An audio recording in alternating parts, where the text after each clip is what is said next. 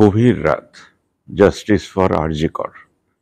আমি জানি 14 তারিখ রাত্রিবেলা আমাদের দেশে কিছু মেয়েরা, কিছু মায়েরা, কিছু ভদ্রলোকেরা যারা চিন্তিত দেশ নিয়ে, তারা রাত জাগবেন।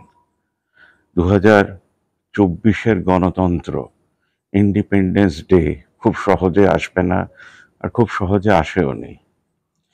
যিনি মারা গেছেন তিনি আর জাস্টিস পাবেন না, এটাকে আমাদেরকে ধরে নিতে হবে।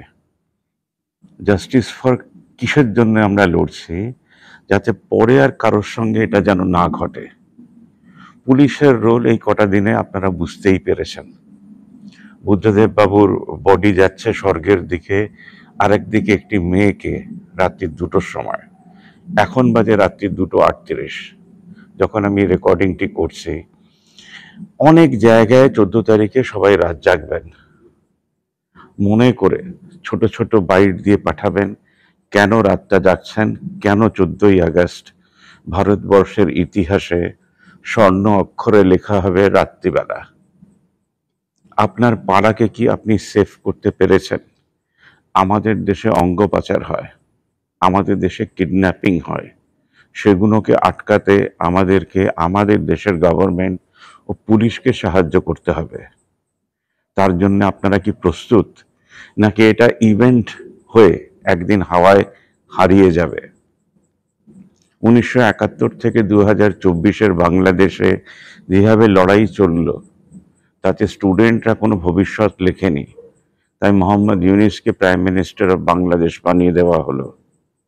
আমাদের দেশে ভবিষ্যৎ লেখার জন্যে বর্তমানে কাজ করতে হবে, আর এই কাজ একদিনের নয়। আমরা যখন প্রতিবাদ করি, প্রতিবাদ করে বাড়ি চলে যাই, ভুলেও যাই, কিন্তু ডেভেলপমেন্ট হচ্ছে রিবিল্ডিং প্রসেস, সারা জীবনের জন্য করে যেতে হবে। রাত আমরা জাগতেই পারি একটা দিন, কিন্তু সেটা কি শতাব্দীকে ঘোরাতে পারবে? ভাবনামুখের পক্ষ থেকে শ্রীরামপুর থেকে রিপোর্ট করলাম।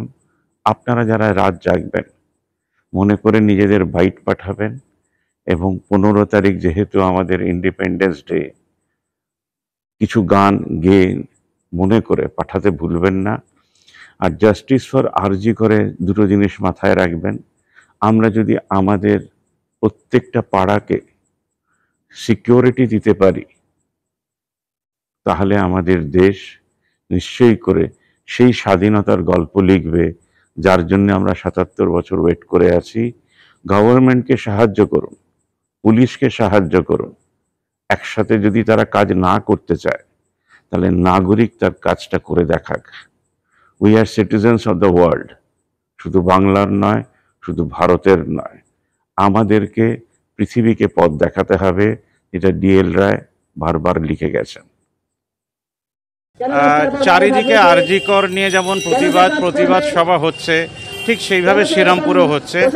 ওনার নামটা জেনে নেব, কোন স্কুল বা কোথা থেকে এসেছেন সেটা জেনে নেব, এবং ওনার বক্তব্যটা নিয়ে নেব।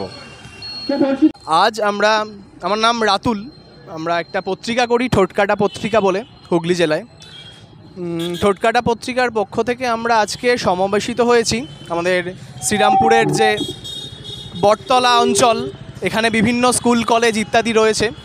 আমাদের আজকের সময়ের যে জ্বলন্ত সমস্যা আমরা দেখতে পাচ্ছি, কলকাতার আরজি কর মেডিকেল কলেজে গত 9 তারিখ 9ই আগস্ট সকালবেলা একটি ছিন্ন ভিন্ন একজন চিকিৎসক, তার দেহ পাওয়া যায়।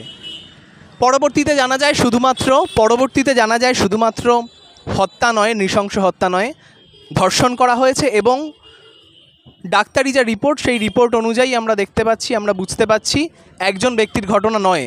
ফলত আজকের সময়ে আমাদের দাবি, আমাদের বক্তব্য এটাই যে সত্যিকারের যারা ধর্ষক এবং খুনি, তাদের শনাক্ত করতে হবে, তাদের বিচার করতে হবে নিরপেক্ষভাবে, এবং সার্বিকভাবে একজন সিভিক ভলেন্টিয়ার যে দোষী কি দোষী নয়, আমাদের মনে সংশয় জেগেছে।